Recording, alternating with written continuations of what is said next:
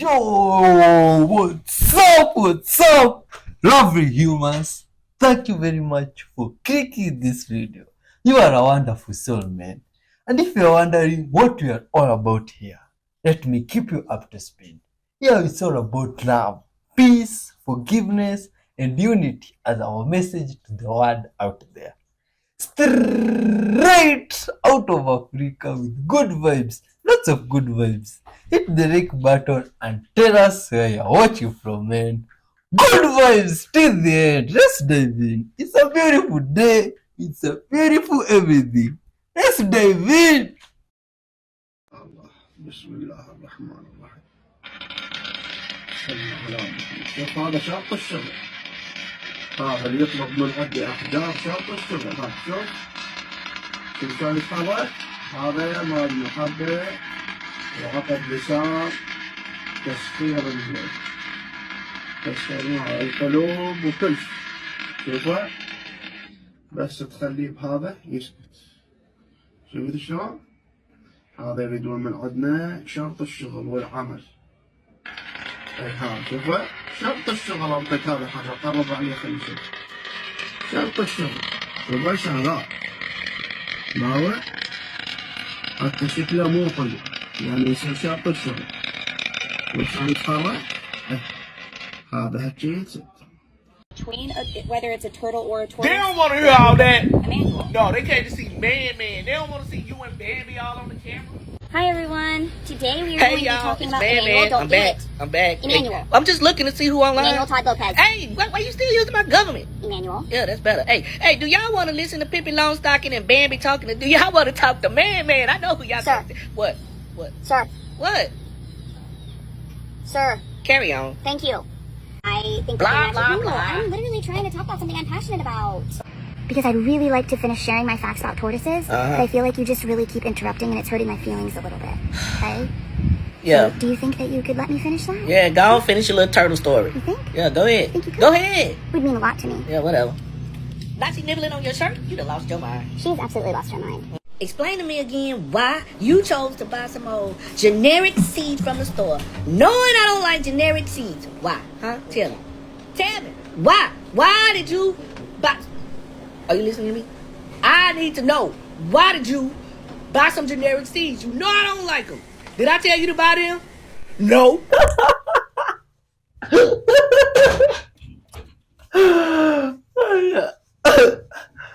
Oh man, see, this animal videos are very interesting.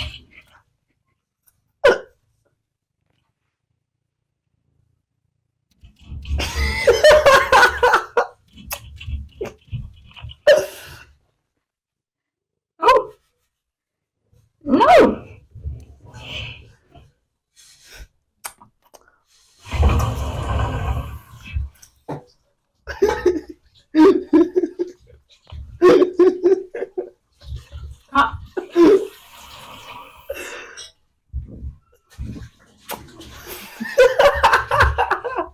Yeah, you tell him.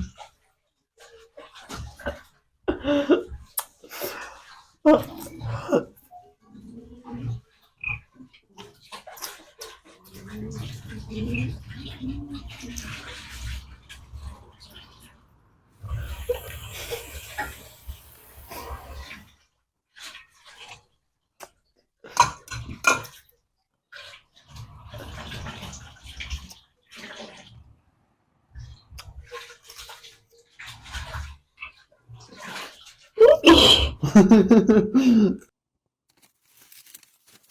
do you want? Yes? Oh, okay. No.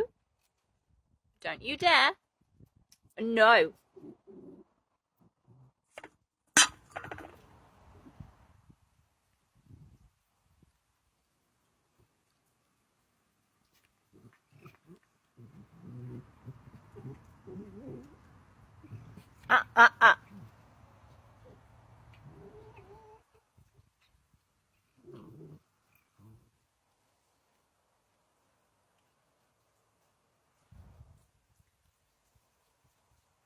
Why is a Japanese doctor warning people to put a snake plant in their room? He mentioned 6 reasons, and I'm going to tell you right now without delay. And I'll tell you in advance, the 6th reason is controversial and will cause a lot of buzz in the comments, I'm sure of it. Number 1, folks, according to NASA studies, the snake plant is one of the plants that produces the most oxygen and purifies the air compared to other plants we might have at home. So that's the first reason. Number 2, folks, most plants produce oxygen during the day, right?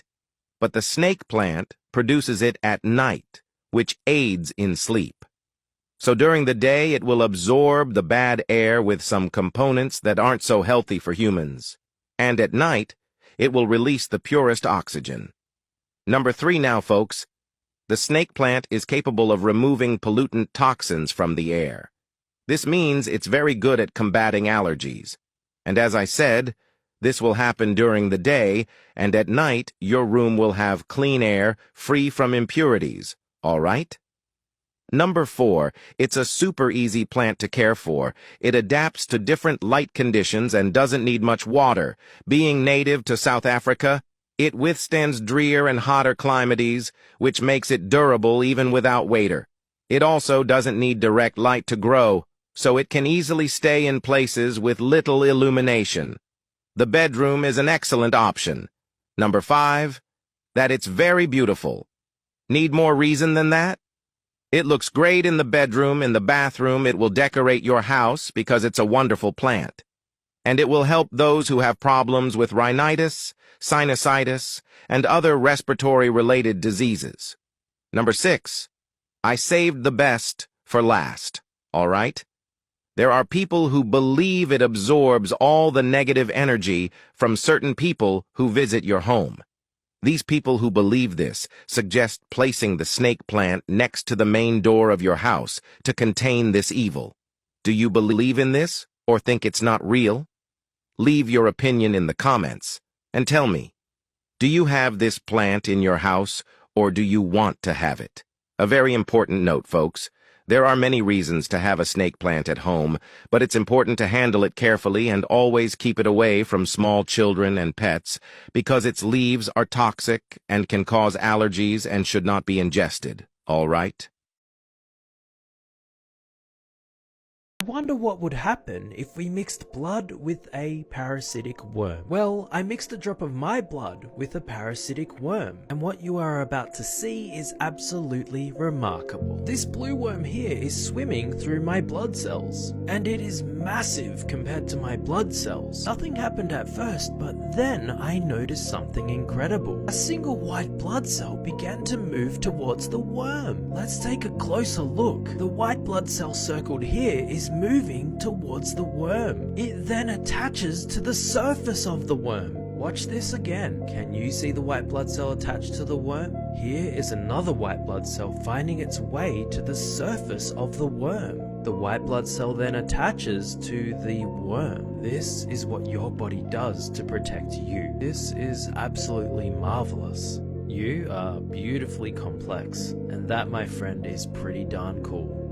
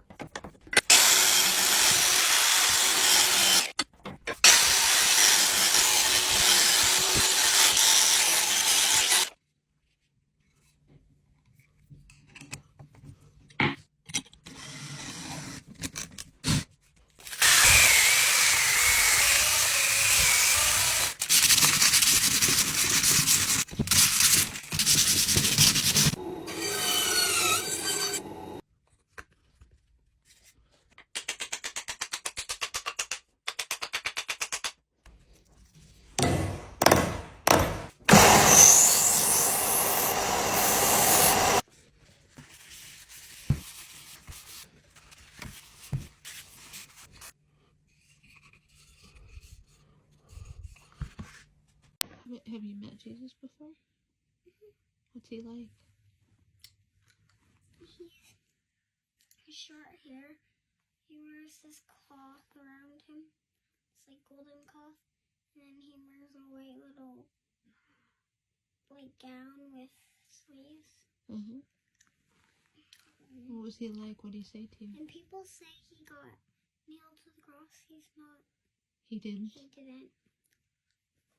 Wow. He told you that?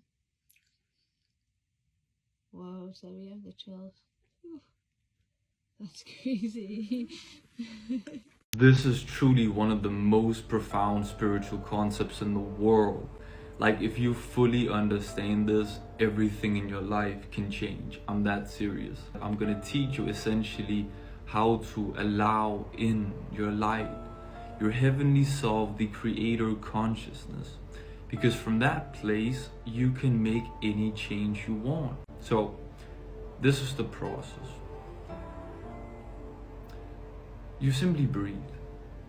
I know it sounds boring, but hear me out. You live in this mental world. You have all these structures and reality anchors and beliefs and worldviews.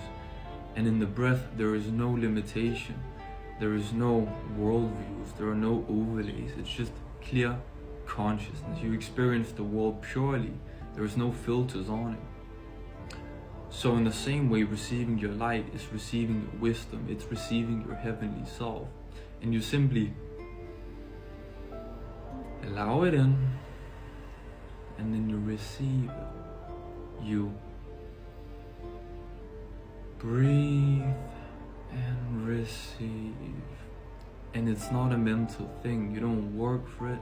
You don't effort for it. You don't battle anything. And the most important thing is, do not tell the light what to do. Don't tell the light that I want you to fix my body. I want you to fix my money. I want you to fix my relationships. The light is your creator essence. It already knows. It's divine intelligence. It knows what you need better than you know what you need. You might think you want a certain future, but your light knows what you actually want, what you actually want to experience. So by bringing in your light, the only thing that actually brings change, not affirmations, mantras, journaling, fighting your shadows, none of that. Bringing in the light is what heals the dark. The darkness is your divinity, and the light lights it up, and that darkness becomes transmuted into wisdom.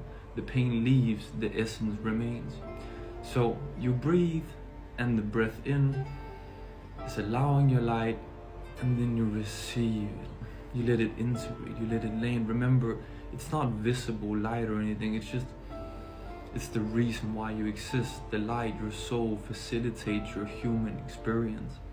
And through the breath, you simply allow that simplicity, that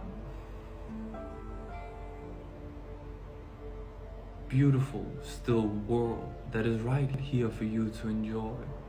So there really is no technique. Remember, I'm saying allow it in and then receive it, because these are labels. They help you understand it. But it's the crystal clear Christ consciousness. Like, there is no technique to it. It's just breathing in the I exist. I am. I have a world to experience. I am alive. And that simple joy, that simple pleasure, that simple of knowing, feeling I exist, is what brings everything into resolution. You're no longer fighting your aspects. Your aspects are from this incarnation, from past incarnations, other people's energy that you hold on to because you feel like you have to, empathy, mass consciousness overlays from the spider web and the clouds, what other people believe. You detach from that. You return home. You remember. You know that you are heavenly soul, self, and you live in that symbol cycle of consciousness in the moment clearly. So you allow it in, and then you receive it. So simple. There's no technique. You just breathe and receive.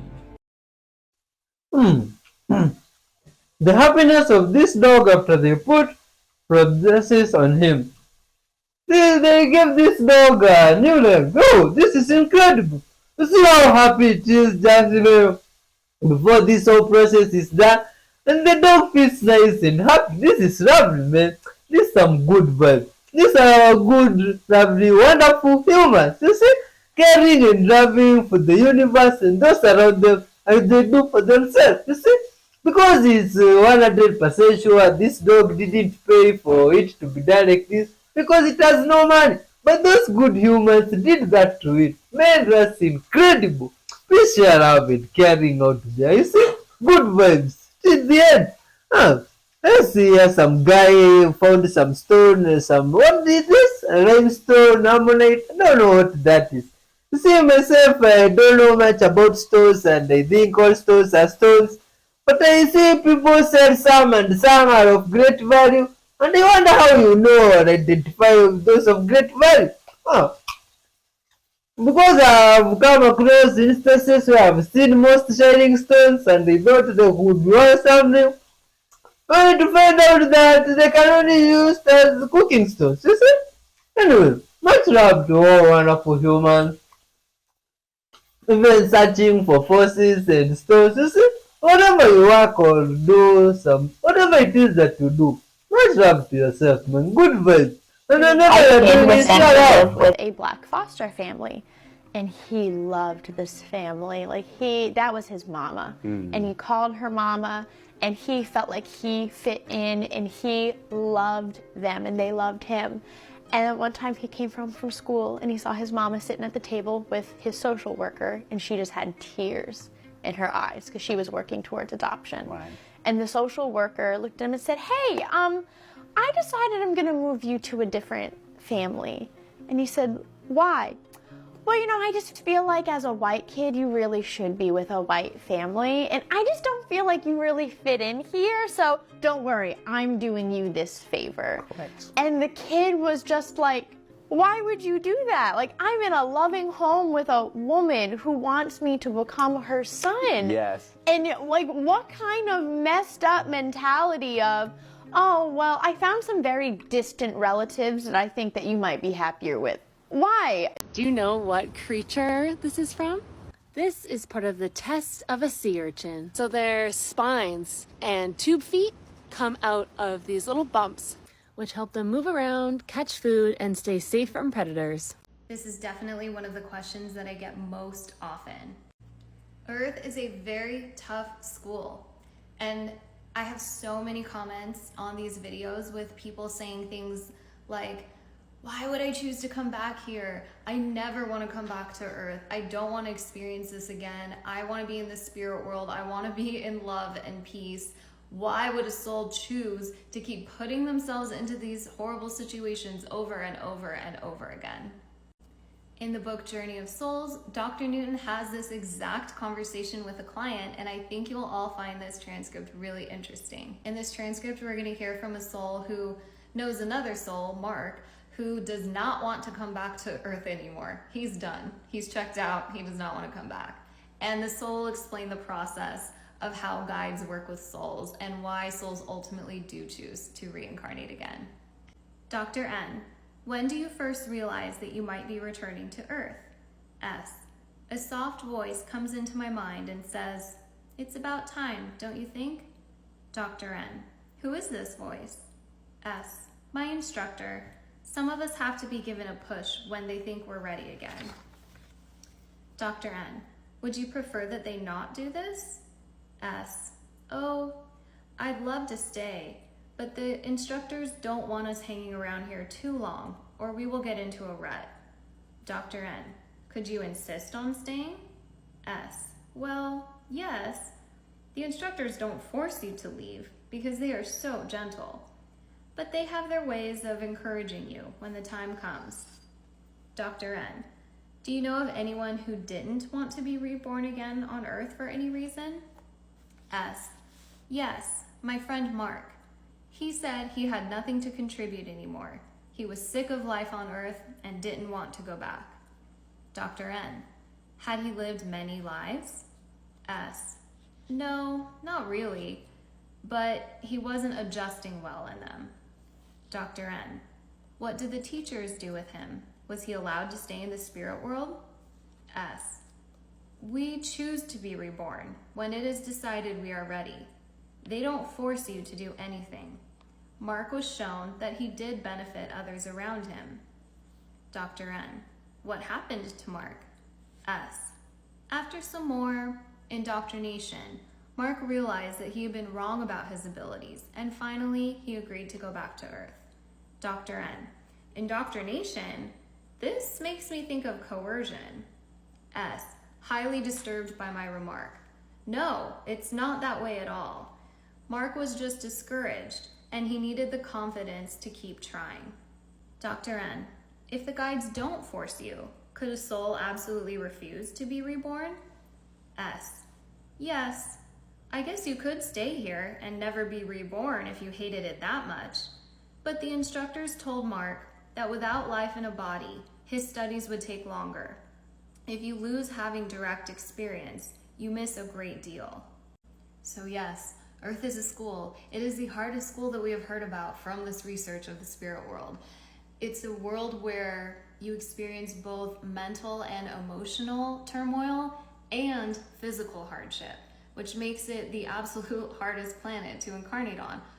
Add to the fact that our memories are wiped clean and we completely forget our connection to the spirit world when we're born, it makes it an extremely difficult and challenging experience to be human.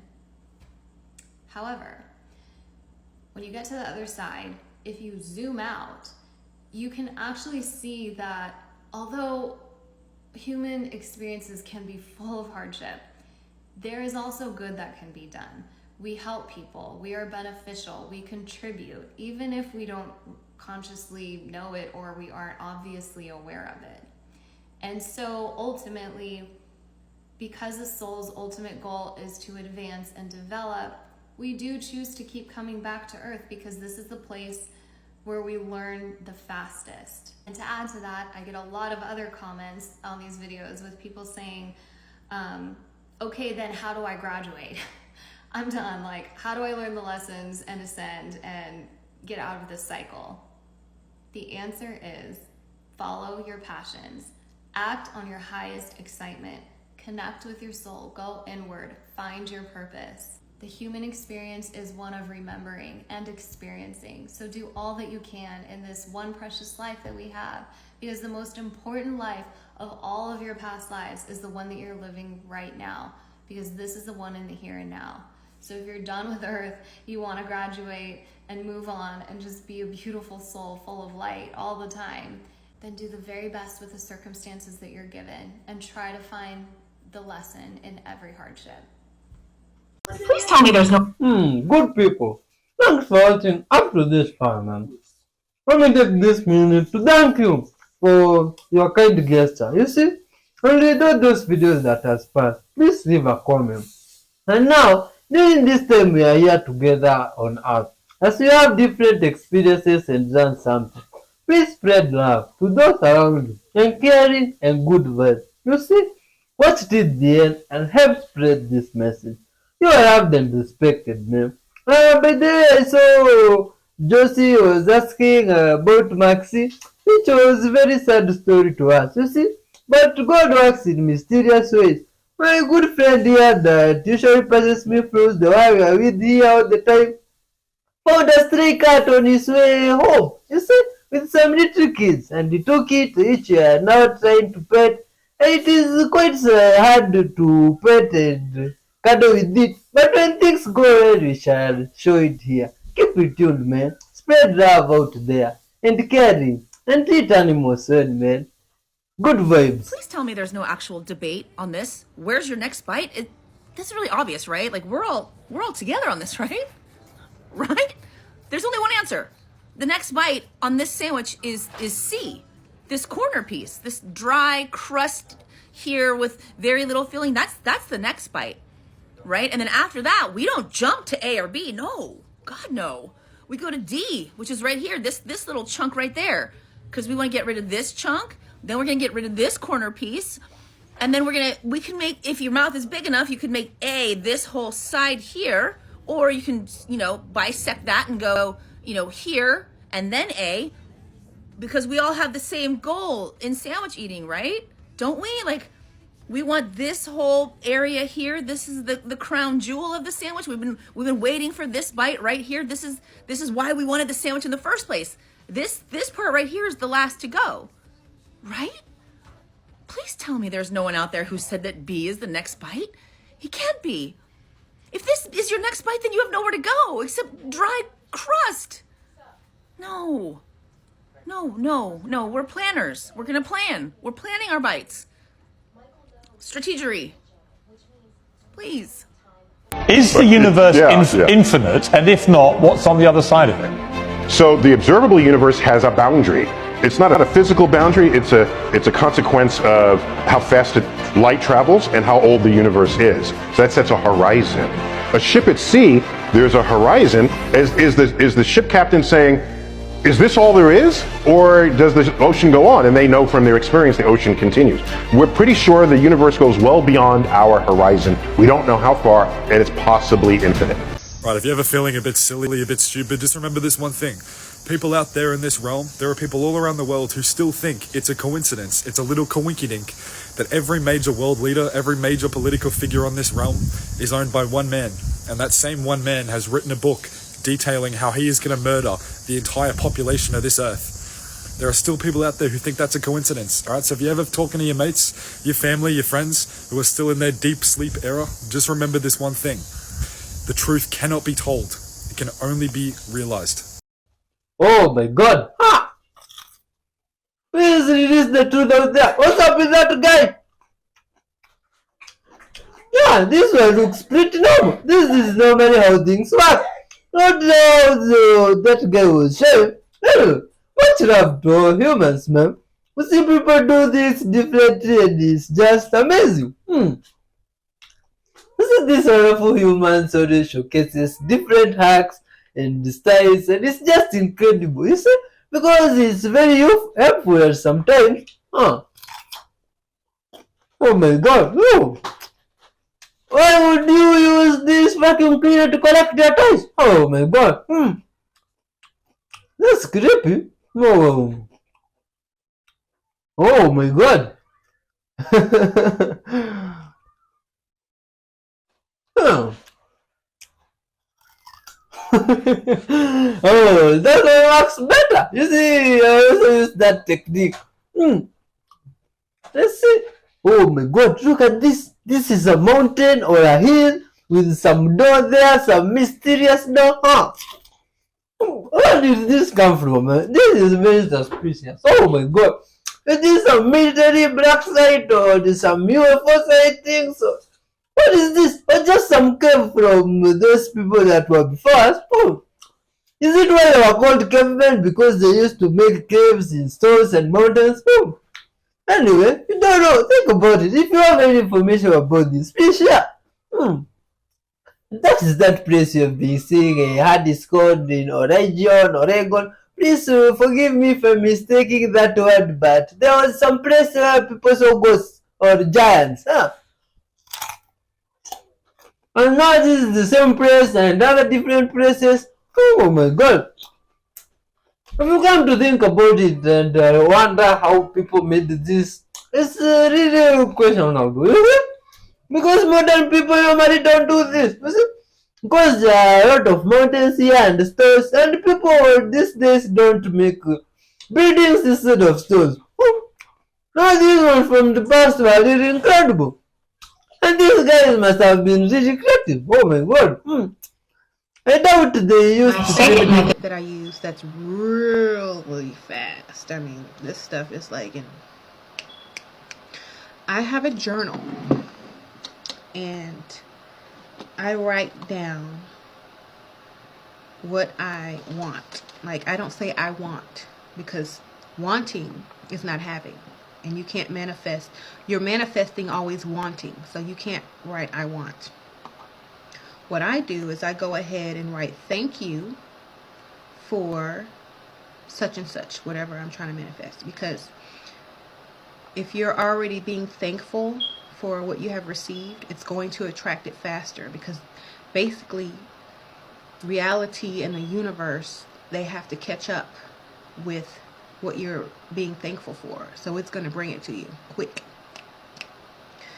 Because you're not manifesting wanting anything. You're not manifesting needing anything. You're manifesting being thankful for the thing. So psychologically, you're kind of tricking your subconscious mind into, taking little steps towards, what you're manifesting, since you're already being thankful for it. So therefore, everything has to catch up with you being thankful for receiving such things. Okay? So that works really fast. It's called gratitude.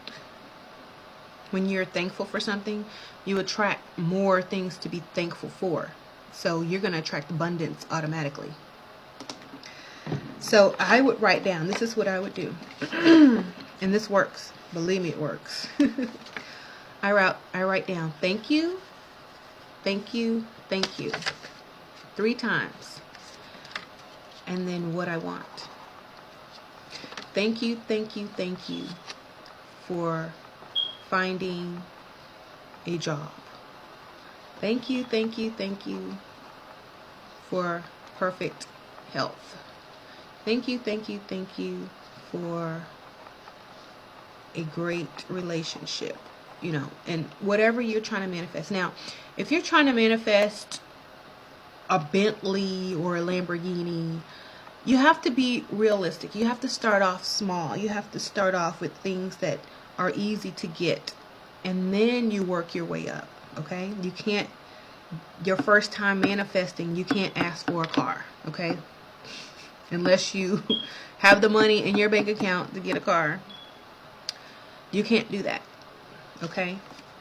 You could manifest finding a job to save money to buy the car. You can manifest improving your credit. You can manifest being able to find the perfect car for your price range. So you have to realize manifestation also has to fit into your reality. Okay? A lot of people are getting frustrated. Oh, I still live at my mother's house and I'm manifesting a Lamborghini. Okay, that's not going to happen. Okay? You have to manifest how to get out your mother's house first. You have to manifest how to get a job. You have to, go in order. You can't, there's laws in the universe just like there's order on earth. You need to build your manifestation skills. As a woman, a lot of things that women manifest is, a mate, career, love, kids, health, finding a nice way to earn money without having to be working all day, away from your kids. So a relationship getting back together and stuff like that. So if you write down everything that you want and say thank you for it ahead of time, you will be going back on that list about a month later or maybe sooner and checking off all the things that have actually come true. And that is 100% true for me. I can show you a book about this thick filled with all my manifestations that have come true. And if you want to double it, light a candle and write it all down.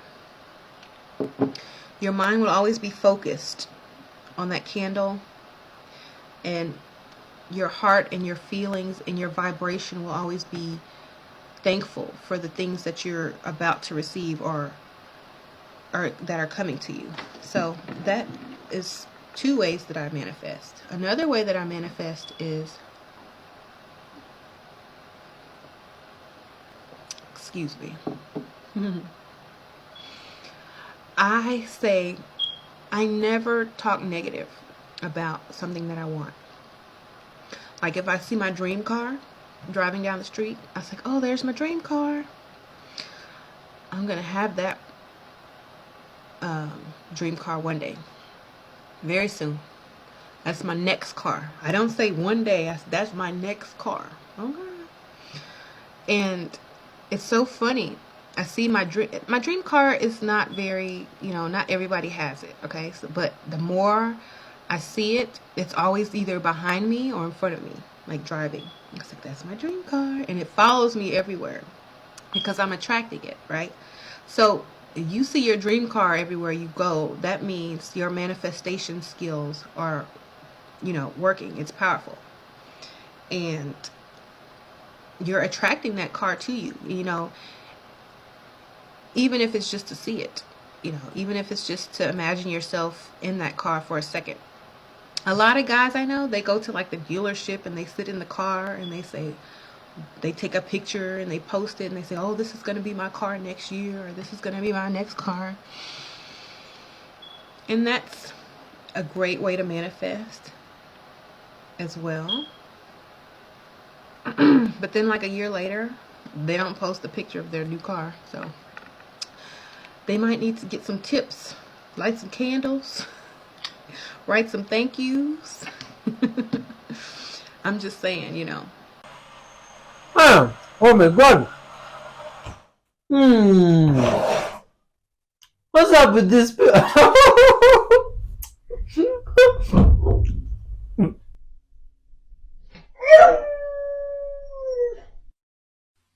Get your tongue off my door. Get it off my door. Next. Get your tongue.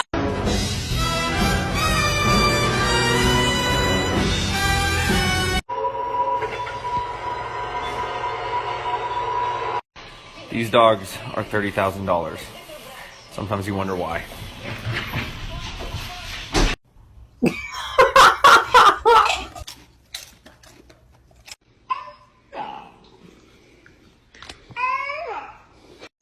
You're a cute one.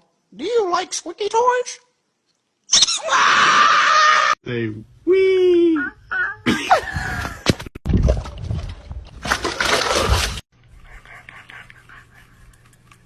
What has someone said to you that will stick with you forever? So when I was 10 or 11, my uncle took me for a walk because I was definitely the ugliest kid around. My face was very disproportionate, and I was really just an ugly kid, and I had very little self-esteem when it came to how I looked. So my uncle, we took me for a walk, and on this walk, we passed a golf course, and he picked up a stray golf ball, and he handed it to me, and he said, Jolene, consider this golf ball a pearl. Do you know how pearls are made? And before I could answer, he went on and told me the story of how a pearl starts by a grain of sand, and then the oyster has coated the pearl until one day the pearl is this object that is very beautiful and coveted by lots of people because of its beauty. And then he said, in the springtime, when the flowers first come up and everybody picks them because they want them because they're so beautiful, he says, but there are flowers who bloom later. They bloom later because they need more time, they need more sun, they need more care, they need more attention. And he said, but those late bloomers are typically the most beautiful flowers because they've taken longer, they've worked harder to become what they are. And I never forgot this because it gave me hope. It gave me hope to believe that one day I might be pretty. One day I might be pretty enough to be noticed, because when you're that age, you're just realizing boys and whatever. And so that was really important to me at the time. And the hope that it brought to me, I still carry. I carry it because every now and then I have a need to remind myself when I'm feeling, when I'm having an off day, I can remind myself that I'm a late bloomer. I can remind myself that I'm a pearl. So I share this story with you because I know that I'm not the only one. And I know that there are lots of people that need to be reminded that you are a late bloomer, but you're also a pearl. And I hope that this gives you some hope.